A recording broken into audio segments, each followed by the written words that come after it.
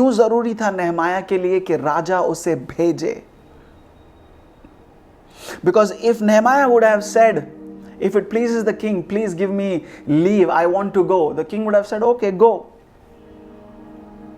अगर नेहमाया कहता कि मुझे छुट्टी चाहिए, मुझे जाना है, तो राजा कहता जा, तूने अच्छा काम किया है, बहुत सालों से विश्वास योग्य रहा है, ईमानदारी से काम किया, छुट्टी तो तुझे मिलनी चाहिए, वो भेज देता उसे, वो चला जाता। पर अगर नेहमाया कह रहा है कि आप मुझे भेजिए, यानी कि नेहमाया जब यहूदा जाएगा, यरूशलेम जाएगा, वो खुद से नहीं गया है, उसे भेजा गया है। Hallelujah, are you getting that? Nehemiah यरूशलेम जाकर ये नहीं कहेगा कि मैं आया हूं, ना ना ना।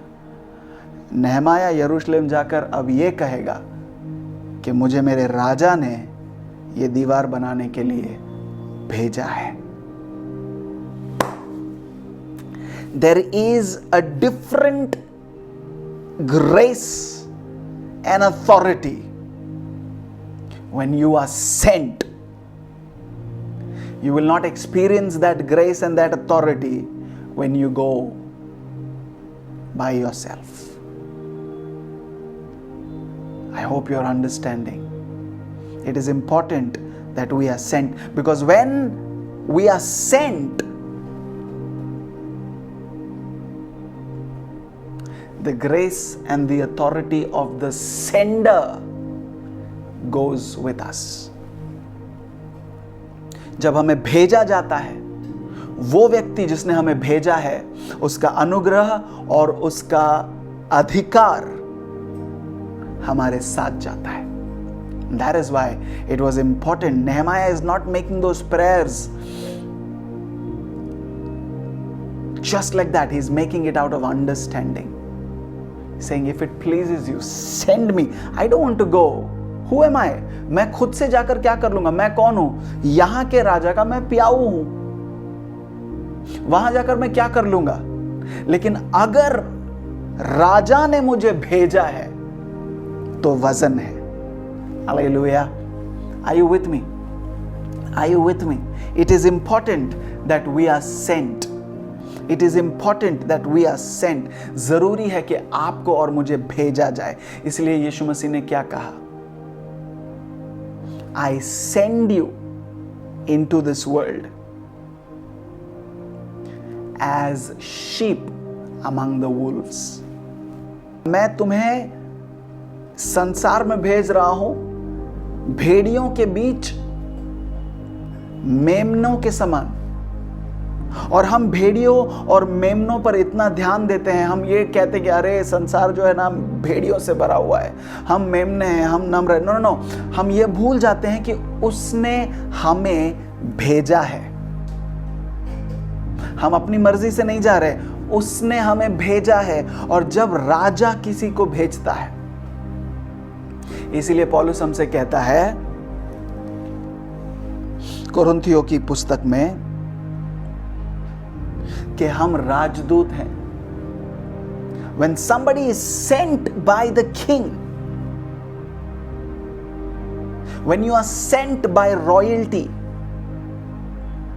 then the power, the grace and the strength of that royalty, the strength of that throne goes with you. You are carrying the word of royalty. You are ambassadors. Hallelujah. That's why, जब आपको कोई राजा भेजता है तो उसकी गद्दी का सामर्थ, उसकी गद्दी का अधिकार आपके साथ जाता है। Church, remember, you and I are sent. हम लोग यहाँ ऐसे ही नहीं आ गए, ना ना ना, हमें भेजा गया। Come on, turn to somebody. If you're sitting with family, अगर आप परिवार के साथ बैठे हैं, let them know, tell them, you are sent into this world. Yes, you are sheep amongst the wolves, but you are sent. पता है, मूसा को परमेश्वर ने कहा, मैं तुझे भेज रहा हूं, जा फिरौन के सामने खड़ा हो और कह उससे कि इज़राइल के लोगों को जाने दे। You are sent by somebody who is high in authority. You are sent by the king. You are sent by the ruler.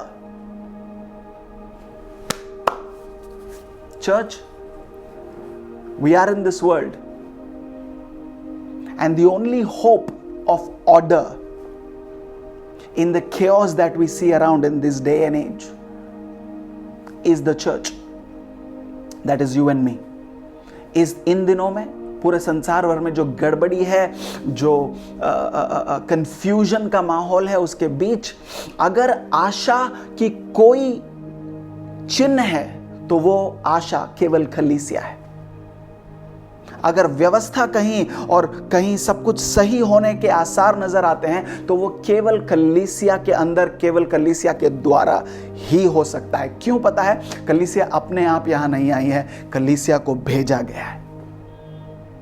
हमें याद रखना है, आप कोई भी क्यों ना हो, अगर आप यीशु मसीह से प्रेम करते हैं, अगर आप यीशु मसीह के लहू के द्वारा शुद्ध किए गए हैं, बचाए गए हैं, if the blood of Jesus has cleansed you white, you have been sent. And who has sent you? The God of heaven and earth, the ruler of heaven and earth has sent you. What does that make you? Makes you ambassadors. Makes you ambassadors. हाँ, ये मेरा बोझ था, मेरे अंदर दुख था कि इज़राइल की दीवारें, यरूशलेम की दीवारें गिर गई है, मैं बनाना चाहता हूं। But what did I do? I took my project to God.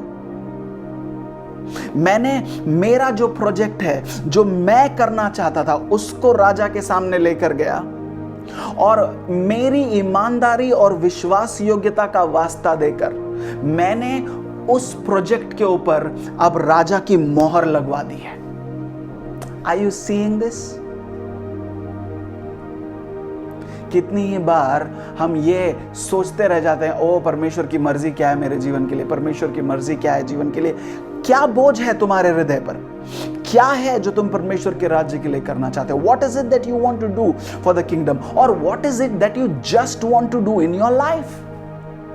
If you have been faithful child of God, if you have been an honorable child of God, you can take that desire to God and say, God, this is what I want to do. If it pleases you and if I have found favor in your sight, can you put the silent seal of your approval on this and send me so I can do that? Hallelujah. Come on, church. Don't be lost today. That is why we've got to know that we have been sent.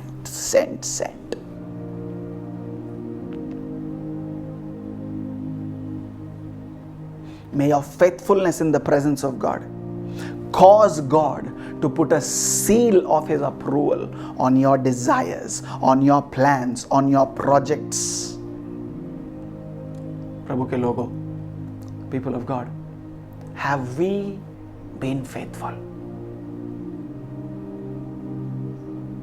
Today, I want us to make a commitment before God that we will be faithful. हम विश्वास योग्य रहेंगे प्रभु। हमारा परमेश्वर हमारे माफी मांगने से वो जो है माफ कर देता है। बार बार हमें रोने की, गिड़गिड़ाने की जरूरत नहीं। He just wants us to do better. वो चाहता है हम बेहतर जिए, विश्वास योग्यता में जिए। May your life be a life of faithfulness before your King. आपके राजा, आपके प्रभु, आपके परमेश्वर के सामने आपका जीवन विश्वास योग्यता का हो। आपके जीवन से वो प्रसन्न हो और केवल आपका प्रभु परमेश्वर ही नहीं, मगर वे जो अधिकार में हैं, जिन्हें पृथ्वी पर अधिकारी बना के परमेश्वर ने आपके जीवन पर रखा है, भले आपके बॉस हो, आपकी सरकार हो, आप विश्वास योग्य रहेंगे। आप और मैं, कलीसिया, हम विश्वास योग्य रहेंगे क्योंकि हमारी विश्वास योग्यता के कारण परमेश्वर ने जिस अधिकार के साथ, जिस शासन करने के अधिकार के साथ हमें भेजा है, वो नजर आएगा। परमेश्वर का सामर्थ नजर आएगा। याद रखें, हम कमजोर नहीं हैं, हम अकेले नहीं हैं, हम राजदूत हैं और उसके राज्य का सारा सामर्थ, उसके सिंहासन का सारा अधिकार हमारे साथ है। Hello everyone, I hope you were blessed. Do like, share and subscribe and don't forget to leave a comment below. Stay blessed.